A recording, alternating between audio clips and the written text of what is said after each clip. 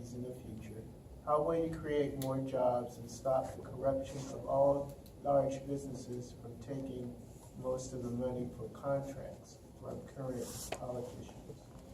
So I think this is a really important question that really gets to the heart of some of the major contradictions we see in American society today. I mean, so we have 400 years of slavery to Reconstruction, to the era of lynchings, to Jim Crow, to mass incarceration, to the drug war, and on and on and on.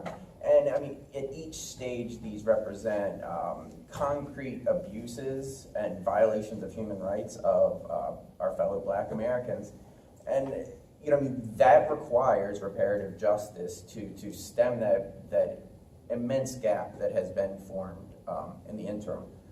And by reparative justice, I mean not only monetary reparations, but as well, you know, the rhetoric of reparative justice. You know, bringing about the ideas that something is owed to communities that have been assaulted, that have been attacked, that have been had their blood spilled in the streets. I mean, these are very important things, I think, that we just acknowledge. Acknowledge the in legislation and in rhetoric in government, the legacy of white supremacy in the United States.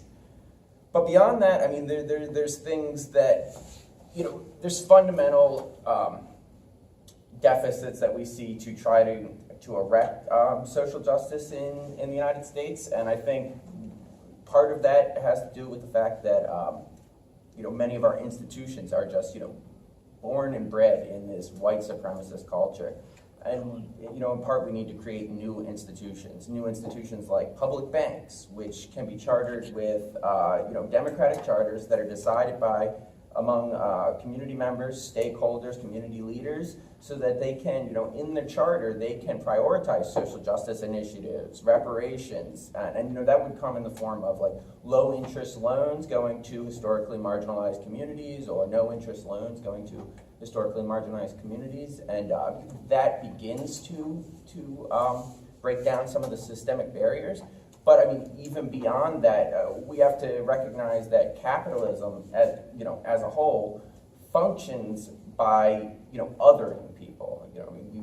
You just have to take a quick look at the wealth equality gap between Western countries and the global South, and this becomes abundantly apparent.